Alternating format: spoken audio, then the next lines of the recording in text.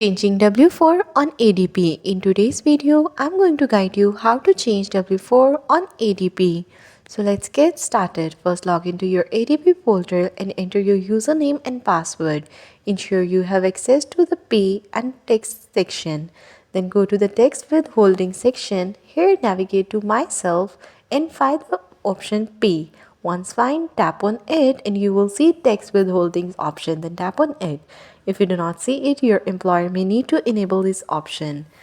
Adjust your filing status, dependents, and extra withholding amounts as needed and review IRS guidelines for accuracy before submitting.